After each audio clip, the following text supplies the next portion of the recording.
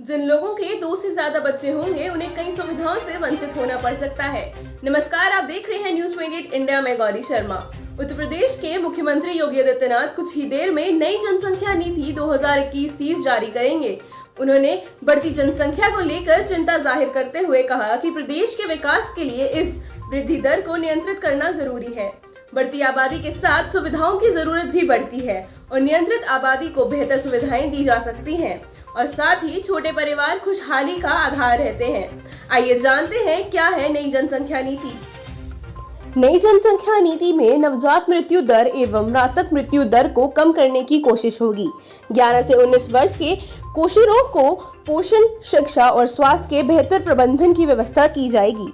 नई नीति में गर्भ निरोधक उपायों की सुलभता को बढ़ाने, सुरक्षित गर्भपात की समुचित व्यवस्था देने, नपुंसक बांझपन की समस्या का समाधान करने, बुजुर्गों की देखभाल के लिए व्यापक व्यवस्था की जाएगी। नई नीति जनसंख्या स्थिरीकरण के प्रयासों को तेज करने वाली होगी।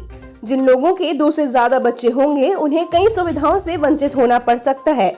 मसलन ऐसे लोग सरकारी नौकरी के आवेदन के लिए अपात्र माने जाएंगे। नौकरी में हैं तो कुछ लाभों से वंचित हो जाएंगे। ना तो स्थानीय निकाय चुनाव लड़ सकेंगे और ना ही किसी तरह की सब्सिडी मिलेगी।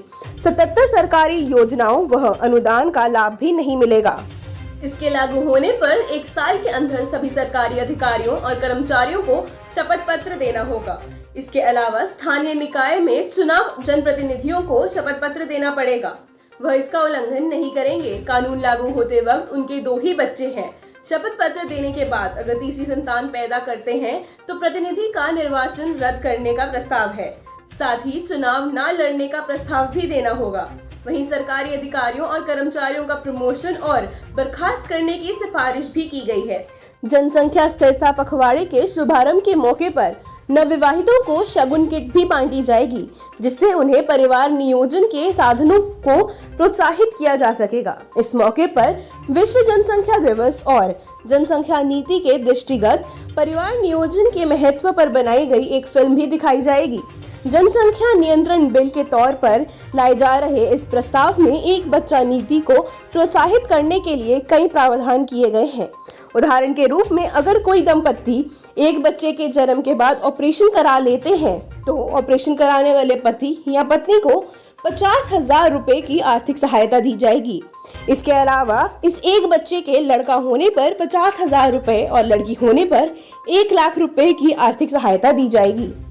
इसके अलावा इस बच्चे को पढ़ाई के समय केंद्रीय विद्यालय में एडमिशन, मेडिकल इंजीनियरिंग या मैनेजमेंट जैसे व्यवसायिक कोर्स करने के दौरान प्राथमिकता के साथ प्रवेश और फीस में माफी प्रदान की जाने का प्रावधान किया गया है। बिल में कहा गया है कि अगर कोई दंपति 2 बच्चा पैदा करते हैं तो उसके लिए कोई अतिरिक्त छूट या लाभ नहीं दिया जाएगा। देश में कठोर जनसंख्या नीति लाने के लिए राज्यसभा में बिल पेश करने की तैयारी है। यह एक प्राइवेट मेंबर बिल है। भाजपा सांसद सुब्रमण्यम स्वामी, हरनाथ सिंह यादव और अनिल अग्रवाल की ओर से इसे पेश किया जा रहा है। इस बिल में एक बच्चा नीति को प्रोत्साहित करने के लिए कई प्रावधान किए जाने की सिफारिश की गई है। अगर सभापति की अनुमति मिलती है तो इस बिल पर सांसद के इसी स्तर में चर्चा हो सकती है।